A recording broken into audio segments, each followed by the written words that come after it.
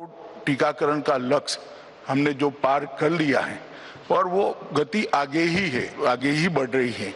इससे पूरी दुनिया अचंभित है। समग्र विश्व में आज हमारे टीकाकरण के कार्यक्रम की बहुत प्रशंसा भी हो रही है और कई दृष्टि से उसका एनालिसिस और उसका अभ्यास करने के लिए भी लोग आ रहे हैं। ये हम सब के लिए संतुष्टि का विषय है और हमारी सफलता की एक गाथा भी है। आज हम जब मिल रहे हैं तब आज़ादी के अमृत महोत्सव का वर्ष है, इसलिए इस सम्मेलन का महत्व बहुत बढ़ जाता है।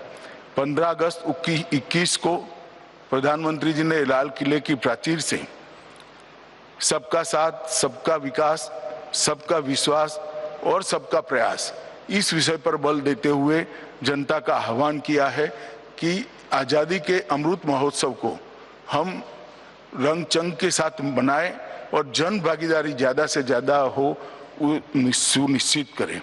मुझे लगता है कि आज़ादी के अमृत महोत्सव में जन भागीदारी सुनिश्चित करने के लिए और राज्यपाल महोदयों का भी बहुत बड़ा योगदान हो सकता है। स्वाभाविक रूप से इस पर चिंता भी करेंगे और अपने अपने राज्य की जनता को आज़ादी के अमृत महोत्सव के साथ जोड़ने का हम सब प्रयास करेंगे।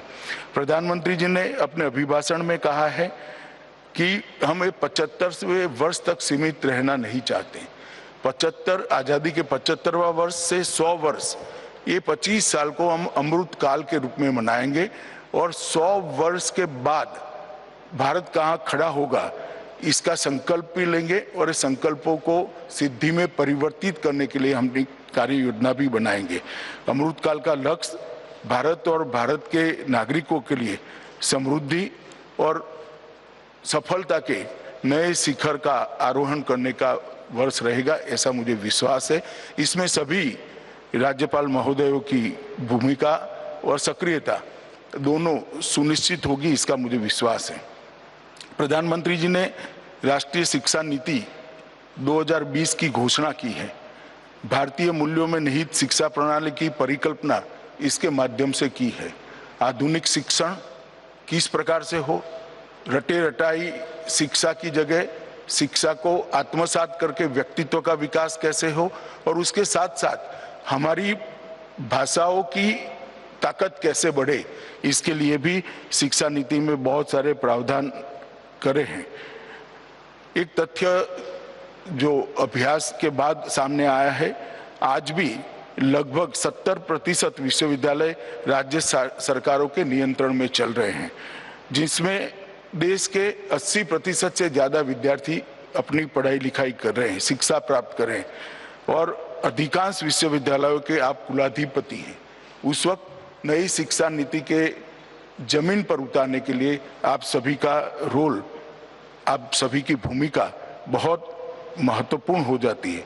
शिक्षा के स्तर को सुधारना, पारदर्शी तरीके से विद्यार्थियों के दाखिले हो और अध्यापकों की नियुक्ति हेतु आपका मार्गदर्शन इस शिक्षा नीति के अमलीकरण के लिए बहुत जरूरी है और नई शिक्षा नीति के जमीन पर उतारने के लिए आप सबका मार्गदर्शन बहुत जरूरी है। अभी कल भारत सरकार की कैबिनेट बैठक जो प्रधानमंत्री जी की अध्यक्षता में हुई, इसमें एक बहुत बड़ा महत्वपूर्ण निर्णय लिया गया है। 15 नवंबर जो भगवान बिरसा मुंडा का जन्मदिन है, उस दिन को आदि जाति गौरव दिन के रूप में मनाने का भारत सरकार ने निर्णय लिया है। मैं मानता हूँ ये बहुत महत्वपूर्ण निर्णय है और इस साल क्योंकि आज़ादी का अमृत महोत्सव है, हम गौरव दिन की जगह एक सप्ताह 15 से 22 तक का मनाएंगे और फिर हर साल भारत सरकार और सभी राज्य सरकारें जनजाति गौरव दिन मनाने का सिलसिला जारी रखेंगी। जनजातियों के देश के विकास में बहुत महत्वपूर्ण योगदान को इस प्रकार से पूरा राष्ट्र आज इसका सम्मान कर रहा है।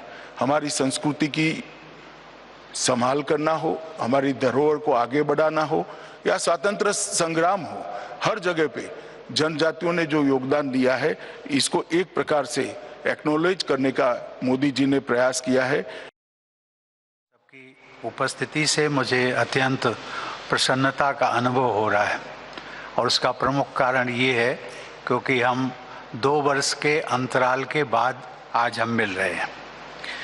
नवंबर 2019 में आयोजित पिछले राज्यपाल सम्मेलन के बाद नियुक्त हुए सभी राज्यपालों और उपराज्यपालों को भी मैं बधाई देता हूँ। इसी दौरान राज्यपाल के रूप में हम सबके सहयोगी रह चुके श्री कल्याण सिंह जी, श्री लालजी टंडन और श्रीमती मृदुला सिन्हा जैसे मूर्धन्य जन सेवक अब हमारे बीच नहीं रहे।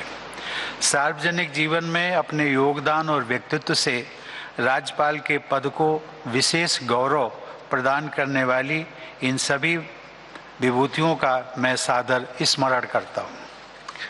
कोविड की महामारी का सामना करने में विश्व का सबसे व्यापक और प्रभावी अभियान भारत में प्रधानमंत्री मोदी जी के नेतृत्व में चलाया गया। हमारे सभी कोरोना योद्धाओं ने असाधारण त्याग और निष्ठा के साथ अपने कर्तव्य का निर्वहन किया। सरकार की अभूतपूर्व पहल एवं हमारे वैज्ञानिकों और उद्यमियों के प्रयासों के बल पर देश में वैक्सीन का विकास और विशाल पैमाने पर उत्पादन संभव हो सका है। आज 108 करोड़ से भी अधिक वैक्सीनेशन करके देशवासियों को महामारी से बचाने के अभियान में हम तेजी से आगे बढ़ रहे हैं। इसके साथ ही हम विश्व समुदाय की सहायता भी कर रहे हैं। भारत की वैक्सीन मैत्री पहल की सराहना विश्व स्तर पर हो रही है। इस सम्मेलन के प्रतिभागियों के लिए यह संतोष का विषय है कि कोविड की आपदा का सामना करने में राज्यपालों ने भी अपना सक्रिय योगदान किया। लॉकडाउन के आरंभ होने के 2 दिन बाद ही 27 मार्च 2020 और उसके बाद 3 अप्रैल को मैंने और उपराष्ट्रपति जी ने राज्यपालों के साथ राज्य स्तर पर किए जा रहे उपायों पर चर्चा की।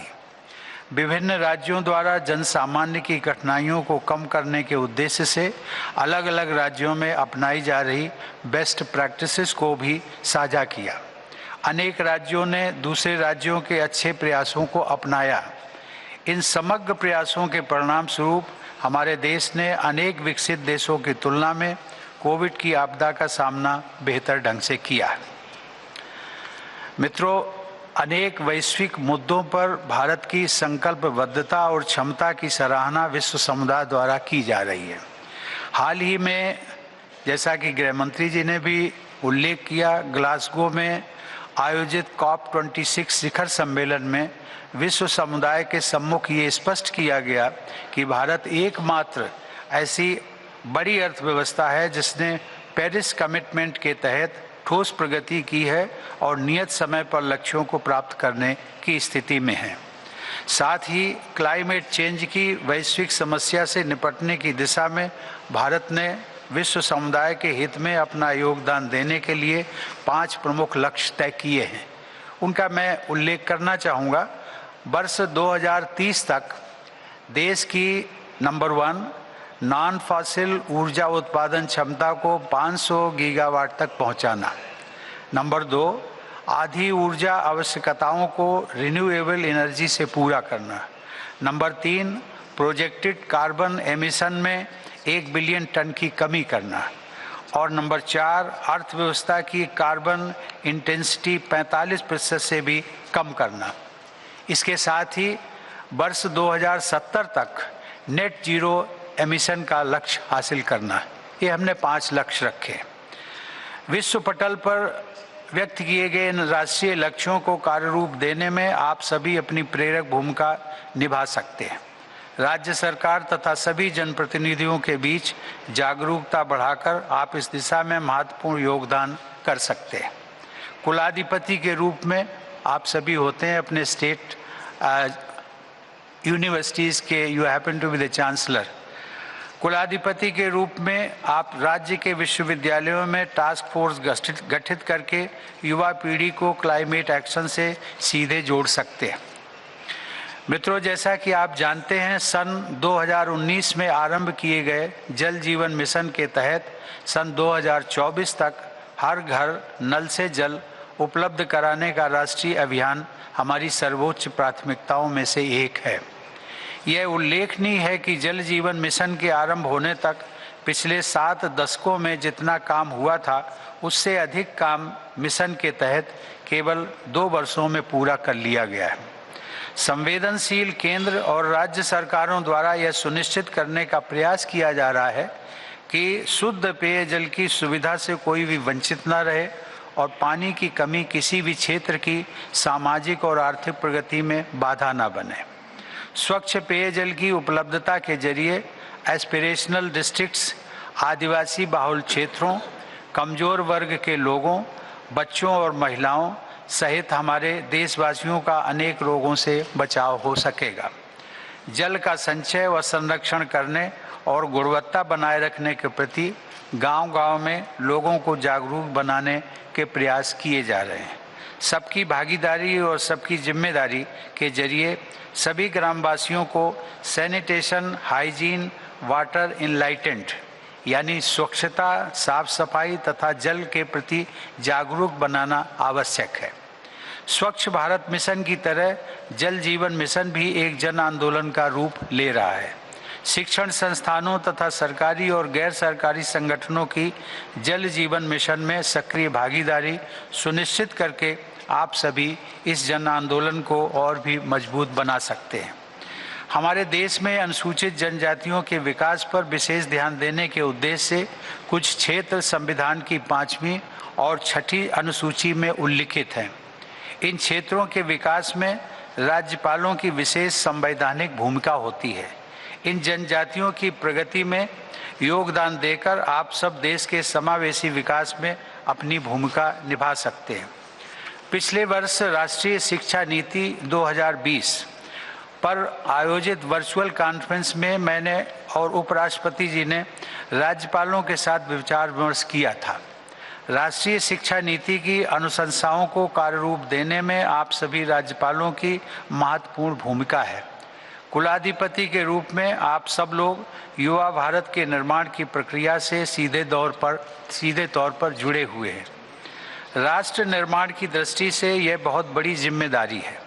मुझे विश्वास है कि शिक्षा के क्षेत्र में आपके योगदान के बल पर भारत को नॉलेज सुपर पावर बनाने का हमारा राष्ट्रीय लक्ष्य अवश्य सिद्ध होगा। आज के सम्मेलन में चर्चा का एक और भी महत्वपूर्ण विषय है बेस्ट प्रैक्टिसेस एट राजभवन।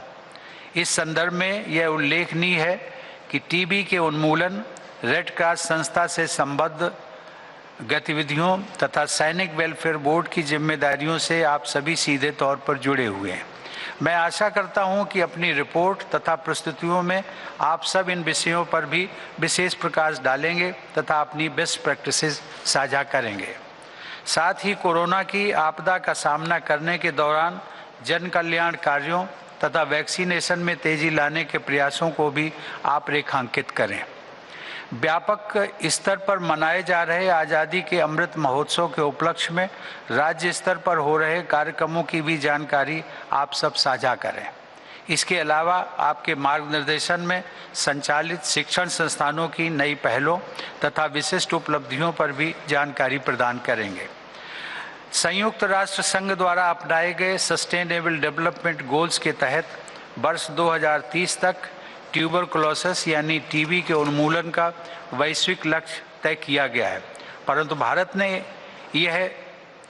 इस लक्ष्य को हम यह निश्चित किया है कि इस लक्ष्य को हम 5 वर्ष पहले ही अर्थात वर्ष 2025 तक हासिल कर लेंगे। इसके लिए टीबी मुक्त भारत अभियान चलाया जा रहा है। राज्य स्तर पर इस जन कल्याणकारी अभियान के संरक्षक के रूप में टीबी का शीघ्रता से उन्मूलन करने के प्रयासों को आप प्रभावी नेतृत्व प्रदान कर सकते हैं। राज्यपालों के दायित्व पर चर्चा करते हुए हमारे सुविज्ञ संविधान निर्माताओं ने यह अपना मत व्यक्त किया था कि राज्यपाल की जो भूमिका होती है वो जन सामान्य और सरकार के फ्रेंड, फिलॉसफर एंड गाइड की भूमिका होती है। राष्ट्रीय लक्ष्यों के प्रति लोगों में जागरूकता उत्पन्न करने तथा जन भागीदारी सुनिश्चित करने में आप सबकी यह भूमिका बहुत महत्वपूर्ण है। मैं आप सभी राज्यपालों को स्मरण कराना चाहता हूं कि आप सब अपने राज्य की जनता के कल्याण और सेवा में समर्पित रहने के लिए वचनबद्ध हैं। इस वचनबद्धता को पूरा करने के लिए आपको अपने राज्य में अधिक से अधिक समय देना, मैं फिर रिपीट करता हूँ, अपने राज्य में जो अलॉटेड राज्य है, अपने राज्य में अधिक से अधिक समय देना और लोगों से जीवंत संपर्क बनाए रखना आवश्यक है। वैसे भी लोकतंत्र में हम सबको आम जनमानस के साथ कंटिन्यूड कनेक्टिविटी बनाए रखनी चाहिए। मुझे विश्वास है कि आप सभी ने अपने अपने राज्यों के सभी जिलों और उन जिलों के ग्रामीण क्षेत्रों में किसी न किसी कार्यक्रम के माध्यम से प्रवास अवश्य किया होगा। इस सम्मेलन में उपराष्ट्रपति जी, प्रधानमंत्री जी एवं गृह मंत्री जी का उपयोगी मार्गदर्शन प्राप्त होगा। मैं आशा करता हूं कि आज के सम्मेलन में किए जाने वाले विचार विमर्श से हमारी राष्ट्रीय आकांक्षाओं और लक्ष्यों की पूर्ति का मार्ग प्रशस्त होगा। धन्यवाद। जय हिंद।